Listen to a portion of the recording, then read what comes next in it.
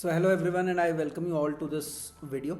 In this video I'm going to talk about your strategy for the last 30 days as far as your QA section is concerned. I don't really have a presentation. I'm not going to make it a formal conversation, but I'm going to keep it very informal and I'm going to touch upon about 4 or 5 topics that I feel you should be conscious about when you're preparing for the CAT paper and you only have about 30 days left with you in your preparation. So I'm going to talk about importance of revision and how and what to revise, when to revise, all of that, everything around revision is what I'll try to answer in this video.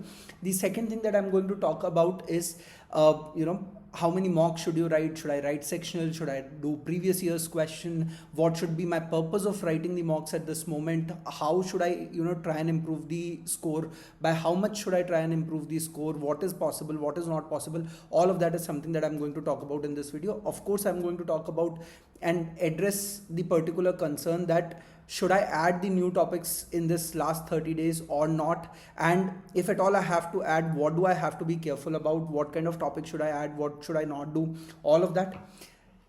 By the end of this video, I'm going to talk about specifically about those students who are scoring between 18 to 24 on their QA section. And I want to say a few things to all of those students because I believe that's a very good range to be in with about 30 days in hand. And at the end, I'll specify as to how many hours of studies should you be looking at every day from here on for the next 30 days. All of this is pertaining to the QA section. So let's one by one get into each of these points and talk about it. So first thing first, revision is the most important thing that I believe in the last 30 days. I don't want you to come across a situation during your CAT paper where you tell yourself that, oh, I've seen this somewhere and I'm not able to recollect a formula because of which I cannot get this question right. So that is not something that I really want to, that is not something that I want you to face when you are sitting in that particular paper, right? So keeping everything fresh at the top of your mind, recall is something which is very, very important. And that's the reason why I'm saying that you got to revise consistently over the period of next 30 days as far as your CAT paper is concerned. Now, how many rounds of revision should I be looking at? At least 3 to 4 rounds of revision I want you to look at over the next 30 days. Of course, your couple of revisions will come in the last 10 days time, but from now till your 20th of November, I would want you to revise this at least a couple of times more. So in all, about 4 to 5 times of revision, 3 to 4 to 5 times of revision is what I want you to look at. Now, how deep should I go into the revision? What should I exactly do is what I'm trying to answer now. Now, in this particular piece, you need to understand that there are various ways and means by which you can revise a particular topic. Now, I'll suggest you a few. You pick up whichever you feel is more comfortable for you and what you think you can very comfortably achieve as an outcome out of the revision. So the first way of that comes to my mind is to look at the classroom recorded video lectures and go topic wise in terms of understanding that your arithmetics is more important, followed by algebra, followed by geometry, number system, and permutations and combination, right? So in this order I will go about revising the topics. Now I can use my classroom videos to revise those topics. Look at the first 45 minutes of lecture where you have been given the basic concept of the particular topic. Revise all of that, know every idea very clearly and practice a few questions which you have not done previously. So keep a set of new questions ready for you. Let's say a 15 odd questions or a 20 odd questions on a particular topic you should revise and complete it, right? Now when I say revision, let's say I'm talking about arithmetics. Arithmetics has got largely about 7-8 topics. Now those 7-8 topics, should I spend one day? No, absolutely not. You should give yourself a time limit within which you would want to revise a particular module. If it is your first or a second round of revision, your revision is naturally going to take a longer time. So to my mind, the first round of QA complete revision with all 4-5 modules should take approximately about a 2 to 3 days time. That means I'm going to go in depth in each of these topics, try to understand what are the basic ideas, concepts, logics, do a few problems. All of that is something that I can do for the entire QA section in about 3 days time. Your second set of revision should exactly take not more than 1.5 days time to revise. The third and the fourth revision should be a lot shorter than your first and the second revision, right? So one is of course looking at the video lectures and then revising. Second is if you have marked some of those important questions that you feel were difficult, challenging while preparing, you can look at those questions after going through the basic concepts and ideas and the formulas. You can of course look at mocks as a way of revising that. A mock naturally gives you all set of topics, and then you can revise all of that. That is also something that you can do. If you have made a formula sheet, although I'm not very keen on making a formula sheet, but I really want you to understand that what works for you is something that works for you. So if you feel that a formula sheet is something which is important for you, go ahead, make a formula sheet if you have not made one, and then remember those formulas over a period of time up until your CAT paper, right? So this is something that I really want you to do.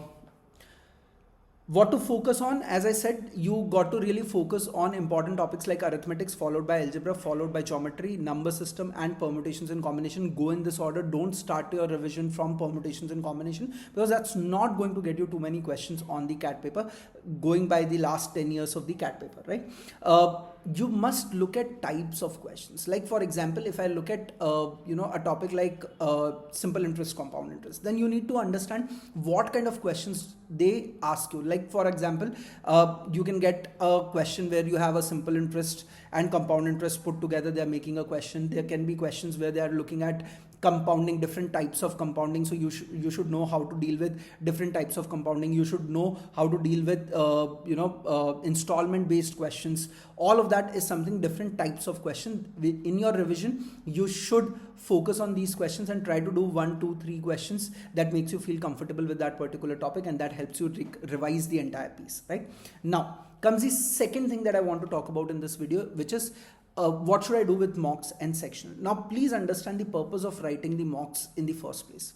Purpose of writing the mocks is not to get an extraordinary confidence with the help of great score on the section. Of course, a great score will help you gain a lot of confidence, but I don't want you to write the paper for the sake of getting a great score and try to do anything extraordinary on the paper. Let's say I've been getting, let's say, 4 questions, 5 questions, 6 questions right at this point in time in my mock, and suddenly I try a mock with 15 questions, trying to attempt 15 questions on the paper.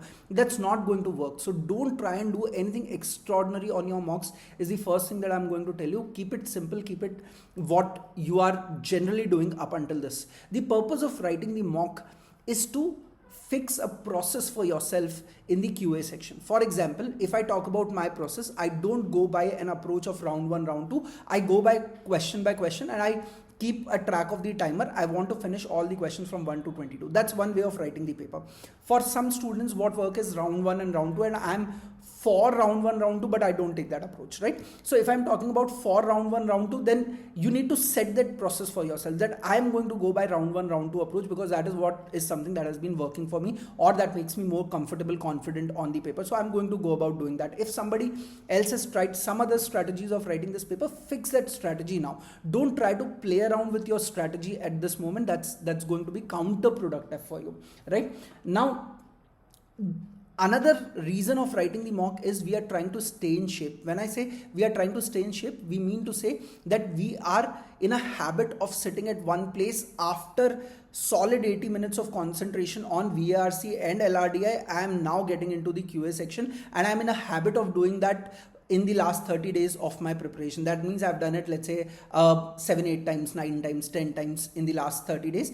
That is what is going to keep you in shape when you get into the CAT paper, and the CAT paper will not turn out to be a new experience for you. Rather, it will be a repeat of what I've been doing for the last 7, 8 days. All right, 7, 8 attempts on my QA section, right? The next thing that I want to talk about mocks and sectionals is get your basics right. As I said, don't try to do anything extraordinary, but get your basics right. What are your basics? Your basics is, am I able to go through all 22 questions on the paper or not? Am I picking the easier questions out of the paper or not? Right? Am I trying out at least 13, 14 questions on the paper or not? I mark the answer, I don't mark the answer, that's another case. But am I trying 12, 13, 14 questions on the paper where I've given it a genuine try of 2 minutes, 2.5 minutes? If you try about 12, 13, 14 questions, that is when you are going to attempt, let's say 9, 10, 11 questions, and out of that 1 or 2 questions will go wrong. It will get you a respectable total. But if you are trying only 7, 8 questions on the paper, and you are exhausting your entire time in those 7, 8 questions, then you will never come to a situation where you are attempting 11, 12 questions. That's not possible, right? So you will have to ensure that I've tried more number of questions on the paper. There was no question on the paper that went unnoticed in my attempt. That is something that I have to be sure about. This is the basics that I want you to get right, and the scores will follow.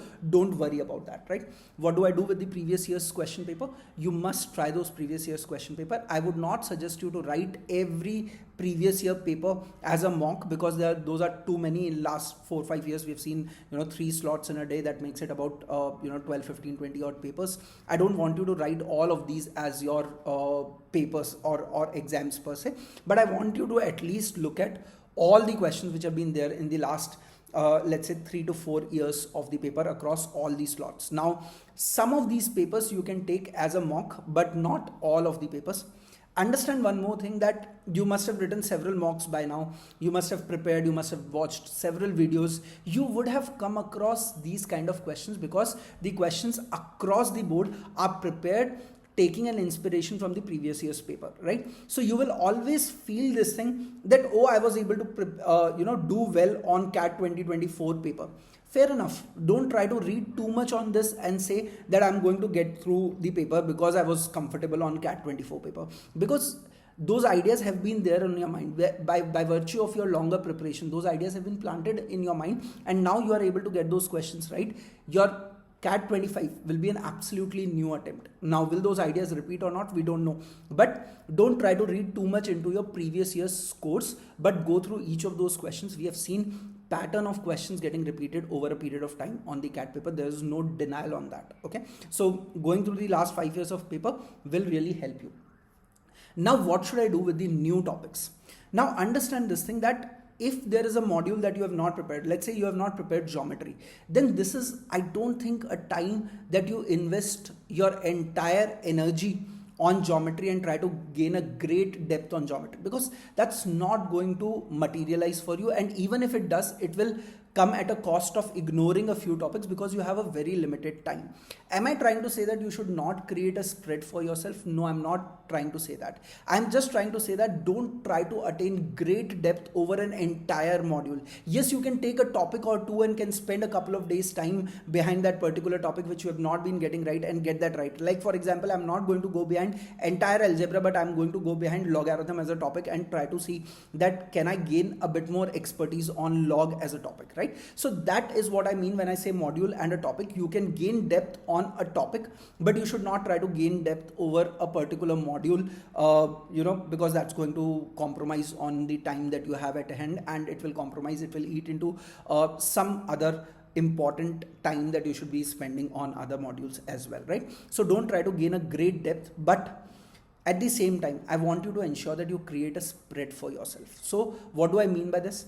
Let's say you have not prepared a topic like permutations and combination. I don't want you to create a great depth on this, but I want you to ensure that I know the basics of permutations and combination. When I know the basics of permutations and combination, I mean to ensure that if an easier question comes from permutations and combination, I'll be able to attempt that question.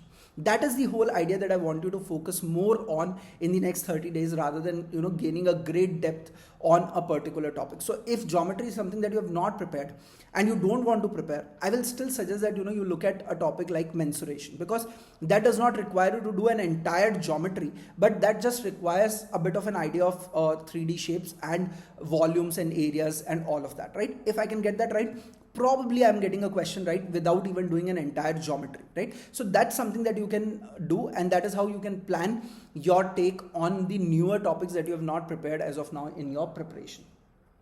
Now comes the next part, where I want to address everyone who has been scoring between 18 to 24 or 17 to 24, give and take 2 marks around this particular range. If you have been scoring in this range, then I believe you, more than being frustrated about it, you should be happy about it, that you are very close to a reasonably good score. What am I calling it as a reasonably good score? I'm calling it as between 95 to 97 percentile as a reasonably good score on the QA section. Now, if you are getting a score of, let's say, an 18 to 24 in this paper already, then you need to understand that you just need a couple of questions more. That's all what you need, right? And that can be created over the period of next 30 days. Now understand this thing, that if you have been consistently getting a couple of questions wrong, you need to tell yourself that I don't have to do anything extraordinary on the paper. I just need to get those 2 questions right. I don't have to even increase my attempt, right? if you have been a student who has been attempting 6-7 questions and getting everything right, then try to look at on all the mocks that you have written and figure out those 3-4 topics that you have not been able to attempt the questions from, and prepare those in the next 10-12 days, so that it gets you another 1 or 2 more questions and you will reach that threshold of about 24 to 27 marks. Anything between 24 to 27 marks, irrespective of the quality of the paper, I expect that 8 or 9 questions correct on the paper effectively, which is a score of 24 to 27 marks. I expect that to fetch you at least a 95 percentile if it is a very easy paper. If it is a difficult paper, there have been years where we have seen 27, 28, 29 being a 98, 99 percentile on the QA section. So 7, 8, 9 questions attempt and getting everything right is a very good attempt. If you are traveling at 6-7 questions right now, you are not way too far. Your preparation has been good and you should continue with hope rather than, dejection, right? So keep that idea on your mind, continue to prepare. You need just 2 more questions. That's where your focus should be, and with that your quant section will get sorted, and maximize of course in one of the other 2 sections in order to get that push in the last, which is 98, 99 percentile. On every day, how many hours should I be looking at studying? I should be approximately looking at studying about 2 to 3 hours at least for the QA section, right? I'm not saying that 2 to 3 hours you should prepare for the CAT paper. CAT paper, you should invest a lot more time now at this juncture of your preparation, but at least a 2 to 3 hours on everyday basis on the QA section is something that you must do, right? Wish you all the best. I don't want you to lose your focus. I don't want you to lose your confidence. I want you to ensure that you know what you are preparing for and you have your clear targets. You know your strength, you know your weaknesses before you get into the CAT paper. Take a deep breath, calm yourself down. There's nothing wrong that you have done if you have prepared for an entire year. Rather, you have done the best thing that you could, right? This is the last stretch. Keep your focus right there, keep your energy there. Don't get nervous, don't get anxious. Which college will I get into? What percentile will I get on the CAT paper? Will this translate into a good MBA college for me or not? None of these questions can be answered at this moment. This is only going to eat away your time and energy and your mental space, and will create a lot of anxiety, which is not good for any student who is preparing for the CAT paper. So you need to remove those questions from your mind and just do one thing. Focus your entire energy and effort on improving yourself from the previous mock or the previous day. That's all what I want you to do. I don't want you to focus on the end result at this moment, that what will I get, what will happen, what will not happen. Nobody can answer that question, right? So calm yourself down, breathe, and move on your preparation. Don't try to answer the question, which college will I get through. Wish you all the best and see you again on the next video. We will keep coming up with these conversations that we want to have with each one of you. Till then, keep preparing. All the best.